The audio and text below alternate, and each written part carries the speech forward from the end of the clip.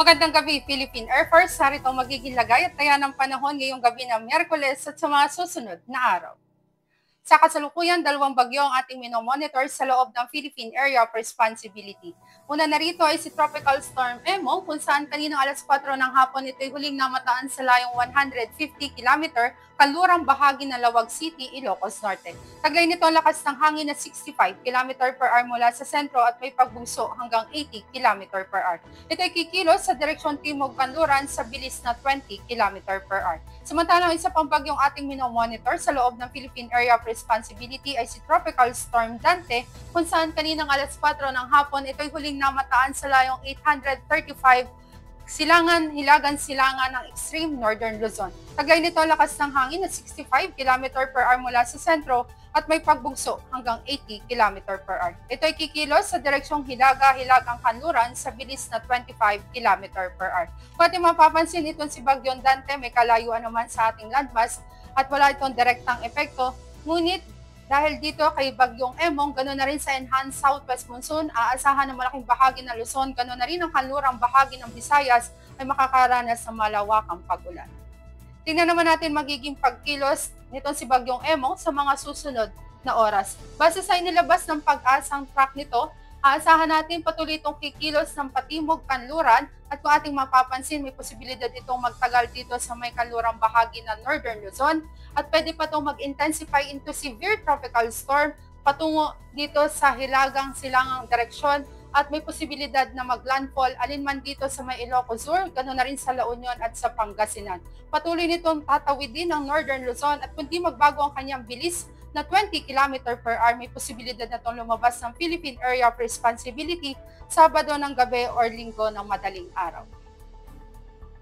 Nagtaas din ng pag-asa ng Tropical Cyclone Wind Signal number 1, particular na yan dito sa Ilocos Norte, ganoon na rin sa Ilocos Sur, sa La Union, sa northern and western portion of Pangasinan, maging sa Apayao, sa Abra at sa Benguet.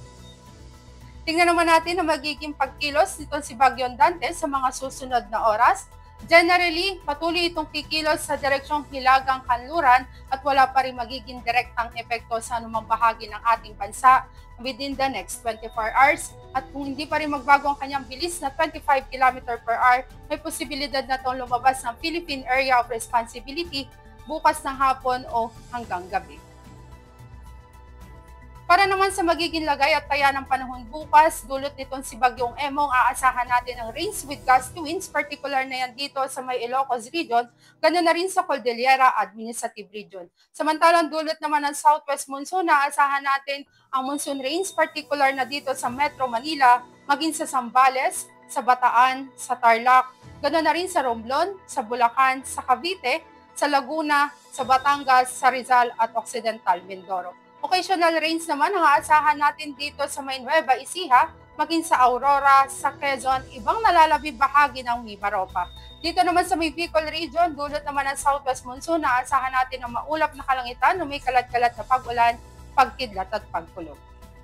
Dito naman sa Kabisayaan, particular na yan sa kanlurang bahagi, aasahan natin ang occasional rains, dulot yan ng southwest monsoon at sa ibang nalalabing bahagi naman, asahan na maulap na kalangitan na may kalat-kalat na pag-ulan, pagkidlat at pagkulog. Dito sa Mindanao, asahan naman natin ang bahagyang maulap hanggang sa maulap na kalangitan, ngunit din natin inaalis sa mga posibilidad ng mga pulupulong pag-ulan na kuminsan ay may pagkidlat at pagkulog. Para naman sa magiging lagay at taya ng panahon pagsapit ng Biyernes hanggang Linggo, asahan pa rin natin ang occasional rains, particular na yan dito sa Metro Manila sa araw ng Biyernes at sa weekend, asahan natin ang patuloy na maulap na kalangitan na may kalat-kalat na pag-ulan, pagkidlat at pagkulog. Ganon din ang aasahan natin dito sa Cavite. Dito naman sa Angeles, dulot ng southwest monsoon, aasahan natin ang occasional rains hanggang araw ng Sabado at maulap na kalangitan na may kalat-kalat na pag-ulan, pagkidlat at pagkulog pagsapit ng araw ng Linggo. Dito naman sa Lipa, occasional rains din ang aasahan natin hanggang Biyernes at pagsapit ng weekend, asahan ng patuloy na maulap na kalangitan na may kalat-kalat na pag-ulan, pagkidlat at pagkulog. Dito naman sa Puerto Princesa, maging sa Kalayaan Island, aasahan natin ang patuloy na maulap na kalangitan na may kalat-kalat na pag-ulan, pagkidlat at pagkulog sa mga susunod na araw. Dito naman sa Lapu-Lapu, aasahan din natin hanggang Biyernes ang maulap na kalangitan na may kalat-kalat na pag-ulan, pagkidlat at pagkulog at asahan natin may gradual na pagganda ng panahon pagsapit ng araw ng weekend. Dito naman sa Davao, maging sa Zamboanga, aasahan natin ang bahagyang maulap hanggang sa maulap na kalangitan, ngunit di natin inaalis sa mga posibilidad ng mga pulupulong pag-ulan na kung minsan ay may pagkidlat at pagkulog. Para sa ating astronomical information, ang araw ay lulubog sa ganap na 1828 at asahan natin sisikat bukas sa ganap na 0537. Para naman sa ating moon illumination, meron tayong 2% decreasing. At yan ang latest update natin sa weather. Para manatiling updated sa lagay at taya ng panahon, i-follow lamang ang Air Force Weather Center sa aming mga social media accounts. Sa ngalan ng aming commanding officer na si Colonel Alvin John Cugador, Philippine Air Force General Staff Corps, I'm Sergeant Jessa C. Cuenca, Weather Forecaster ng Air Force Weather Center. Muli magandang gabi, Philippine Air Force.